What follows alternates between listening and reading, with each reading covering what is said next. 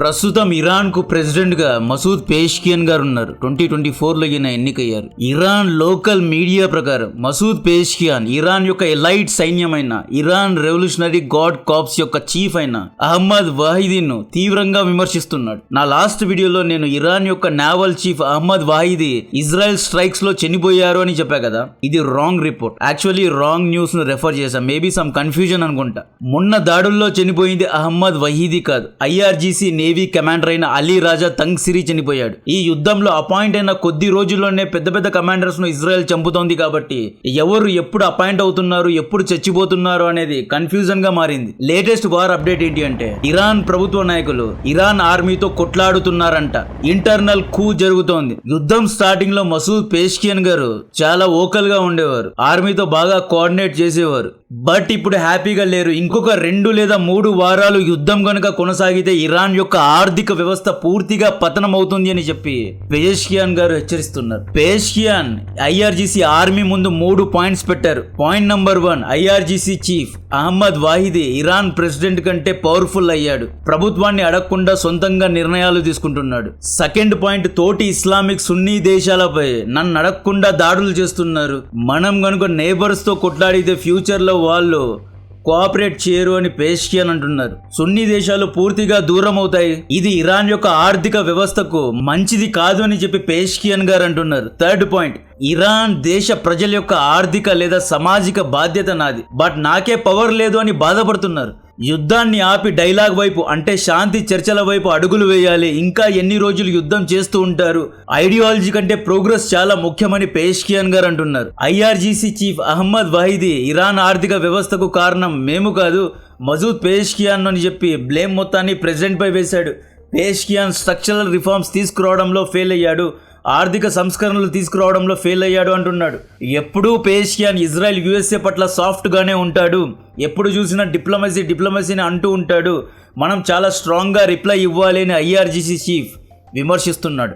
Iran politicians and army కొట్లాడడానికి గల ముఖ్య కారణం ఇజ్రాయెల్ లాస్ట్ వీక్ ఇరాన్ యొక్క సౌత్ పార్స్ గ్యాస్ ఫీల్డ్ పై దాడి చేసింది. ఈ గ్యాస్ ఫీల్డ్ నుండే Iran methane cooking gas and ఎల్ఎన్జీని ఉత్పత్తి చేసి ప్రపంచ దేశాలకు అమ్ముతుంది. మార్చి ఫస్ట్ వీక్ లో ఇజ్రాయెల్ ఇరాన్ యొక్క క్యాపిటల్ సిటీ టెహరాన్లో 5 చోట్ల ఆయిల్ స్టోరేజ్ ట్యాంక్స్ ను లేపేసింది. ఈ దాడుల కారణంగా టెహరాన్లో అప్పట్లో యాసిడ్ రెయిన్ పడింది. ఇప్పుడు కూడా బ్లాక్ రెయిన్ పడుతోంది. ఇజ్రాయెల్ ఇరాన్ యొక్క రిఫైనరీ ప్లాంట్స్ పై దాడి చేసింది. ఇరాన్ యొక్క ఆర్థిక వ్యవస్థపై దాడులు చేసుకుంటూ పోతోంది. ఇరాన్ యొక్క 90% ఆర్థిక వ్యవస్థ ఆయిల్ అండ్ గ్యాస్ వ్యాపారాల ద్వారానే వస్తుంది. ఆల్రెడీ శాంక్షన్స్ కారణంగా ఇరాన్ కరెన్సీ పతనమైంది. మనకు 100 రూపీస్కు దొరికే ఐటమ్ ఇరాన్లో 140 రూపీస్కు దొరుకుతోంది. 40% ఇన్ఫ్లేషన్. మనకు 100 రూపీస్కు దొరికే ఫుడ్ ఇరాన్కు 200 లేదా 210 రూపీస్కు దొరుకుతోంది. అంటే 110% ఫుడ్ ఇన్ఫ్లేషన్ ఉంది. యుద్ధానికి ముందు ఇరాన్లో ప్రతి 100 మందిలో 40 మంది బిలో పవర్టీ లైన్లో ఉండేవారు. అంటే రోజుకు 3 పూట్ల తినేవారు కాదు. ఇప్పుడు 50% పెరిగింది. 100లో 50 మంది రోజుకు 3 పూట్ల తినడం లేదు. Iran total GDP $440 billion. మన ఉత్తరప్రదేశ్ జీడిపి $400 బిలియన్. అంటే ఇరాన్ ఆర్థికంగా చాలా వీక్ అయిపోయింది. ఇరాన్ టోటల్ జీడిపిలో 3 times USA 1 year military budget ఉంది.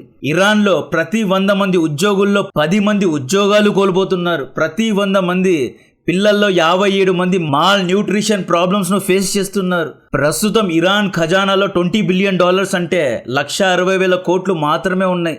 ఐఆర్జీసీ ప్రతి వారం $5 బిలియన్ అంటే 45,000 కోట్లు ఖర్చు పెడుతోంది. ఈ విధంగా చూస్తే ఇంకొక 3 లేదా 4 వారాల్లో ఇరాన్ యొక్క ఖజానా ఖాళీ అయిపోతుంది.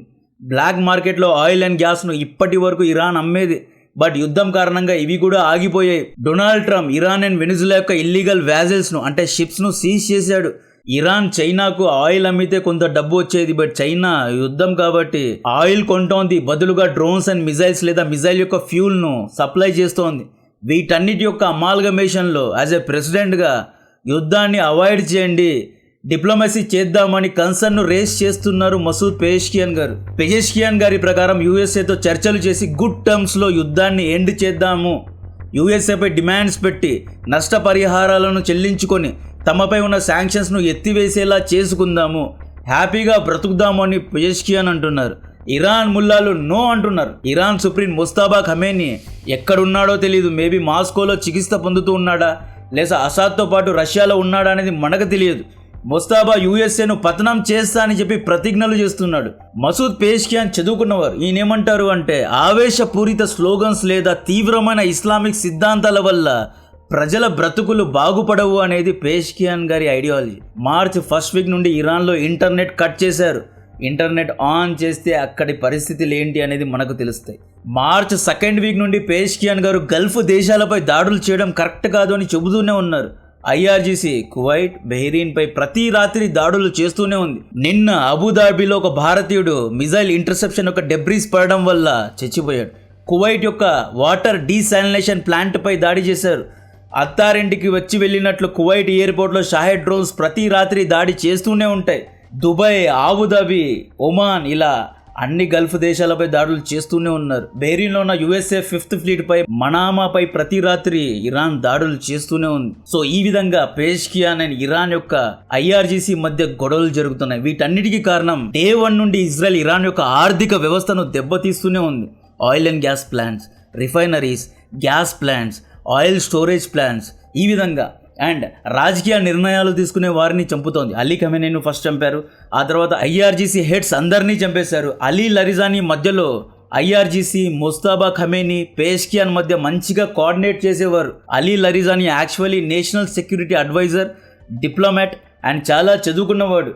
అలీ లరిజానీని కూడా చంపేశారు. దీని తర్వాత ఇంటర్నల్ ఖియాస్ అనేది క్రియేట్ అయింది.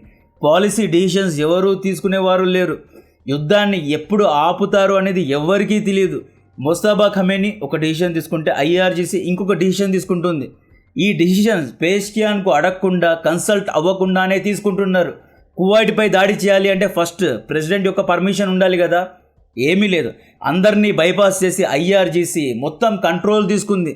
ఎప్పుడు తమకు ఇష్టం వచ్చినట్లు ఎవరిపైనైనా దాడి చేస్తున్నారు. కాబట్టే పేష్కియాన్ గారు కన్సర్న్ను రేస్ చేస్తున్నారు. మనం లాంగర్ గోల్స్ గురించి ఆలోచించాలి. అందరితో కొట్లాడితే ఇరాన్ ఐసోలేట్ అయిపోతుంది. అంటే ఇరాన్ మరో ఇరాక్, లిబియా లాగా మారిపోతుంది. మనం గల్ఫ్ దేశాలతో కంపీట్ అవ్వాలి, మిడిల్ ఈస్ట్లో సూపర్ పవర్ అవ్వాలి అంటే ఆర్థికంగా స్టెబిలైజ్ అవ్వాలి అన్నట్లు పేష్కియాన్ గారు అంటున్నారు. మార్చ్ 27 రోజు యుఎస్ఎస్ త్రిపోలీలో దాదాపు 7,000 మంది లేదా 10,000 మంది యుఎస్ఏ సైనికులు మిడిల్ ఈస్ట్ వైపు పయనమయ్యారు. మేబీ ఈరోజు రీచ్ అయి ఉండవచ్చు. డొనాల్డ్ ట్రంప్ పైకి మాత్రమే ఇరాన్లో గ్రౌండ్ ఇన్వేషన్ అంటే భూ ఆక్రమణను చేయను అంటున్నాడు. బట్ 10,000 మంది గోళీలు ఆడడానికి ఎక్కడికి వెళ్ళడం లేదు కదా. డెఫినెట్గా ఆపరేషన్ చేయడానికి వెళ్తున్నారు, లేదా స్పెషల్ ఆపరేషన్ చేయడానికి, స్ట్రైట్ ఆఫ్ హార్మూజ్ దగ్గర ఉన్న ఇరాన్ సీక్రెట్ బేసెస్ పై దాడి చేయడానికి, లేదా కార్ ఐలాండ్ను ఆక్రమించడానికి, అక్కడున్న క్రూడ్ ఆయిల్ ప్లాంట్ను ధ్వంసం చేయడానికి వెళ్తున్నారు. ఈ యుఎస్ఏ సైనికుల్లో యుక్రెయిన్ సైనికులు లేదా ప్రైవేట్ మర్సనరీ ఆర్మీ కూడా ఉంది అనే అనుమానాలు వస్తున్నాయి. Last week Zelensky Saudi, UAE and ఖతార్కు వెళ్ళి ఎన్నో రక్షణ ఒప్పందాలు చేసుకున్నాడు. డొనాల్డ్ ట్రంప్ పాకిస్తాన్ను ముందు పెట్టాడు. ఇప్పుడు ఈ బ్రోకరేజ్ మొత్తాన్ని పాకిస్తానే చేస్తోంది, మీడియేషన్ మొత్తాన్ని. Pakistan deputy prime minister Ishaq Dar అక్కడికి వెళ్ళి మొత్తం మీడియేషన్ చూసుకుంటున్నాడు. చైనా, రష్యా, యుఎస్ఏ, గల్ఫ్ దేశాలు, సౌదీ, ఈజిప్ట్, టర్కీ, ఇరాన్ వీళ్ళందరితో కోఆర్డినేట్ చేసి పాకిస్తాన్ శాంతి చర్చలు జరుపుతోంది. Iran foreign minister Abbas Araghchi గాని, ప్రెసిడెంట్ పేష్కియాన్ లేదా ముస్తాబా ఖమేనీ లేదా ఐఆర్జీసీ చీఫ్ తో వీళ్ళు చర్చలు చేయడం లేదు. ఎవరితో చేస్తున్నారు అనేది ఎవరికీ తెలియదు. ఇరాన్ యొక్క స్పీకర్తో చేస్తున్నారు అంటున్నారు. ఇలాంటి డిసిషన్ తీసుకునే హక్కు స్పీకర్కు ఉంటుందా? యాక్చువల్లీ అమెరికా తరపు నుండి జేడీ వ్యాన్స్ మొన్న దిగాడు. Steve Witkoff and Marco Rubio వీళ్ళందరూ కోఆర్డినేట్ చేస్తున్నారు. మార్కెట్ ప్యానిక్ అవ్వకూడదు, ఆయిల్ ప్రైజెస్ సమాంతంగా పెరగకూడదని చెప్పి ప్రతిరోజు డొనాల్డ్ ట్రంప్ ఫేక్ గా చర్చలు మంచిగా జరుగుతున్నాయి, అన్నీ బాగానే ఉన్నాయి, ఇంకొన్ని వారాల్లో యుద్ధాన్ని ఆపేస్తా, గ్రౌండ్ ఇన్వేషన్ చేయను, ఇరాన్ పాజిటివ్గా రెస్పాండ్ అవుతోంది, ఇరాన్ మాకు భయపడుతోంది అని ఎన్నో స్పామ్ మెసేజెస్, ఎన్నో స్పామ్ స్టేట్మెంట్ ఇస్తున్నాడు. ఇవన్నీ అబద్ధాలే. స్టాక్ మార్కెట్ పడిపోకుండా ఉండడానికి లేదా క్రూడ్ ఆయిల్ ప్రైజెస్ పెరగకుండా ఉండడానికి చాలా పాజిటివ్గా డొనాల్డ్ ట్రంప్ మాట్లాడుతున్నారు. బట్ లోపల తగలడిపోతోంది. ఇరాన్ యుఎస్ఏ పెట్టిన డిమాండ్స్కు ఒప్పుకోవడం లేదు. పాకిస్తాన్ ఒక పింప్ లాగా వాడుకుంటున్నారు. బట్ అక్కడ మీడియేషన్ ఏమీ జరగడం లేదు. ఫైనల్ డిసిషన్ తీసుకునేది ఎవరు? ముస్తాబా ఖమేనీ. వ్లాదిమిర్ పుతిన్ ను కూర్చోబెట్టండి, నెక్స్ట్ రోజే యుద్ధం ఆగిపోతుంది. ఈ టామ్, పాకిస్తాన్, హ్యారీ వంటి వాళ్ళు ఎన్ని రోజులు నెగోషియేషన్ చేసినా యాక్చువల్లీ ఇది యుఎస్ఏ టైం బైఅవుట్ చేస్తోంది. అంటే కొంత సమయాన్ని తీసుకుంటోంది. యాంటీ మిసైల్ డిఫెన్స్ సిస్టమ్ ను తయారు చేస్తోంది, యుద్ధ ఆయుధాలను సమకూర్చుకుంటోంది, లేదా తమ సైన్యాన్ని డిప్లాయ్ చేయడానికి. ఈ టైం గ్యాప్ లో పాకిస్తాన్ ను ఒక పింప్ లాగా వాడుకొని శాంతి చర్చలు జరుగుతున్నాయి అంటున్నారు. బట్ ఇవేమీ కాదు. చాలా పెద్ద గ్రౌండ్ ఇన్వేషన్కు అమెరికా ప్లాన్ చేస్తోంది. తమ శాటిలైట్స్ ద్వారా ఎక్కడెక్కడైతే ఇరాన్ బలహీనంగా ఉంటుందో అటువంటి ఏరియాస్లో యూఎస్ఏ సైనికుల్ని ఎయిర్ డ్రాప్ చేసి స్పెషల్ ఆపరేషన్ చేయడానికి ప్లాన్ చేస్తున్నారు. ముఖ్యంగా స్ట్రైట్ ఆఫ్ హర్మూజ్ దగ్గర ఉన్న హషెమ్ లేదా హర్మూజ్ వంటి ఐలాండ్స్ను, ఖార్ ఐలాండ్స్ను ఆక్రమించి ఇరాన్పై ఒత్తిడి పెట్టడానికి ట్రై చేస్తున్నారు.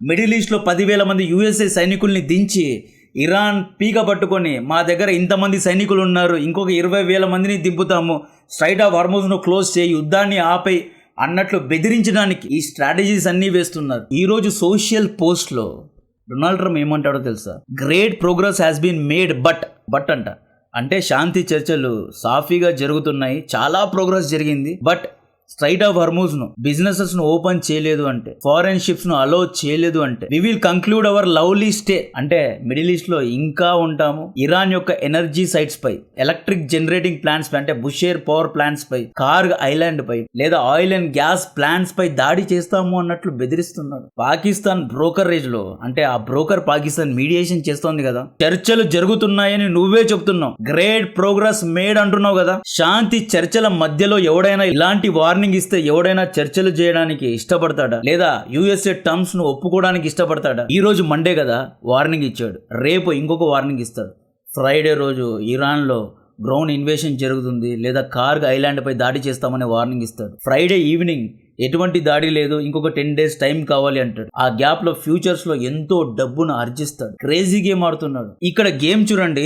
కువైట్ డీసాలినేషన్ ప్లాంట్ పై నిన్న దాడి జరిగింది. ఇజ్రాయెల్ ఏమంటోంది? ఇరాన్ దాడి చేసింది అంటోంది. Iran army ఏమంటోంది? ఇజ్రాయెలే దాడి చేస్తోంది అంటోంది. అంటే గల్ఫ్ దేశాలపై ఎవరు దాడి చేస్తున్నారు అనేది ఎవరికీ తెలియడం లేదు. హెజ్బుల్లా ఇజ్రాయెల్ యొక్క హైఫా పోర్టుపై, రిఫైనరీ ప్లాంట్ పై దాడి చేసి ఈ రోజు 6:30 డొనాల్డ్ ట్రంప్ ఏమంటాడు? యూఎస్ఏ పెట్టిన 15 point ప్రపోజల్ కు ఇరాన్ ఒప్పుకుంది, మోస్ట్ ఆఫ్ ద పాయింట్స్ ను ఒప్పుకుంది, స్ట్రైట్ ఆఫ్ హర్మూజ్ ను కూడా ఇరాన్ ఓపెన్ చేస్తోంది అన్నట్లు ఈయన మాట్లాడుతున్నాడు. హౌతీ రంగంలో దిగింది. నిన్న ఇజ్రాయెల్ పై 2 ballistic మిసైల్ అని ఒక డ్రోన్ ను ఫైర్ చేసింది.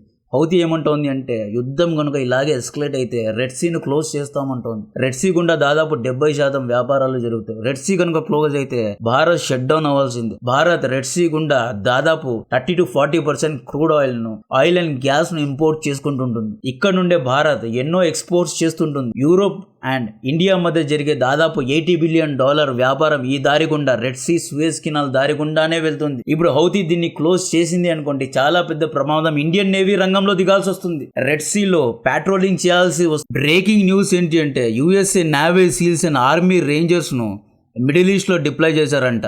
Hundreds of USA special operations జరగనున్నాయంట. లెట్స్ సీ ఏం చేస్తారో. ఇరాన్ దాదాపు 9 లక్షల మంది సైన్యాన్ని రంగంలో దింపింది. గ్రౌండ్ ఇన్వేషన్ చేస్తే అమెరికన్ ఆర్మీను కిడ్నాప్ చేస్తాము లేదా చాలా మంది అమెరికన్ సైనికుల్ని చంపేస్తాము అని చెప్పి ఇరాన్ హెచ్చరిస్తోంది. డొనాల్డ్ ట్రంప్ వార్నింగ్ ను మాక్ చేస్తూ ఇరాన్ స్ట్రైట్ ఆఫ్ హర్మూజ్ ను ఓపెన్ చేసి 2 చైనీస్ ఓన్డ్ కార్గో షిప్స్ ను మాత్రమే బయటకు వెళ్ళడానికి అలో చేసింది. అమెరికా చేయబోయే గ్రౌండ్ ఇన్వేషన్ లో ఇజ్రాయెల్ సైనికులు పాల్గొనడం లేదు అని చెప్పి ఇజ్రాయెల్ ఛానల్ 12 చెప్తోంది. ఇజ్రాయెల్ చాలా తెలివైన దేశం. గ్రౌండ్ ఇన్వేషన్ చేస్తే చాలా మంది సైనికులు చనిపోతారు అని తెలిసే ఇజ్రాయెల్ గ్రౌండ్ ఇన్వేషన్ లో పాల్గొనడం లేదు. లాస్ట్ బట్ నాట్ లీస్ట్, నిన్న యుఎస్ఏ ఇజ్రాయెల్ టెహరాన్ లో ఉన్న ఒక యూనివర్సిటీపై దాడి చేశారు. అంటే కాలేజ్ యూనివర్సిటీపై దాడి చేశారు. ఇజ్రాయెల్ ఏమంటోంది అంటే ఈ యూనివర్సిటీలో IRGC మిజైల్ లాంచింగ్ సైట్స్ ను పెట్టుకుంది, దీన్ని మిలిటరీ ఆపరేషన్స్ కోసం వాడుతోంది కాబట్టి యూనివర్సిటీపై దాడి చేశామని చెప్తోంది. ఇరాన్ దీనికి సమాధానంగా ఏమంటోంది అంటే ఒకవేళ రేపటి లోపు ఇజ్రాయెల్ అండ్ అమెరికా యూనివర్సిటీపై దాడి చేసినందుకు క్షమాపణ చెప్తే బాగా ఉంటుంది, లేదా మిడిల్ ఈస్ట్ లో ఉన్న యుఎస్ఏ ఇజ్రాయెల్ యూనివర్సిటీస్ పై ప్రతిదాడి చేస్తామని చెప్పి హెచ్చరించింది. ఫైనల్ టేక్ అవే ఏంటి అంటే 10,000 మంది అమెరికన్ సైనికులు ఇరాన్ లో గ్రౌండ్ ఇన్వేషన్ చేస్తారా చేయరా? ఒకవేళ చేస్తే ఇరాన్ ఎలా అడ్డుకుంటుంది? యుఎస్ఏ ఇరాన్ మధ్య ఎటువంటి శాంతి చర్చలు జరగడం లేదు. ఇవన్నీ ఫేక్ న్యూస్. ఓన్లీ ఇరాన్ ను భయపెట్టడానికే, స్టాక్ మార్కెట్ ను మ్యానిపులేట్ చేయడానికే డొనాల్డ్ ట్రంప్ ఇటువంటి స్టేట్మెంట్ ఇస్తున్నారు. పాకిస్తాన్ ఎవరితో నెగోషియేషన్ చేస్తోంది అనేది ఎవరికి తెలియదు. అండ్ నా ప్రీవియస్ వీడియోస్ లో ఇరాన్ దాడి వల్ల సౌదీ అరేబియాలో ఉన్న ప్రిన్స్ సుల్తాన్ ఎయిర్ బేస్ లో యుఎస్ఏ యొక్క రీఫ్యూలింగ్ ఎయిర్ క్రాఫ్ట్స్ ధ్వంసమయ్యాయి అని చెప్పా కదా, ఆ ధ్వంసమైన ఫోటోస్ అండ్ వీడియోస్ వచ్చాయి. ఒకసారి చూడండి ఎంత ఘోరంగా ధ్వంసమయ్యాయో చూడండి. ఒక్కొక్క విమానం యొక్క విలువ $700 million ఉంటుంది. దాదాపు 500 నుండి 900 కోట్ల విలువ గల విమానాలు ఎలా కాలిపోయాయో చూడండి.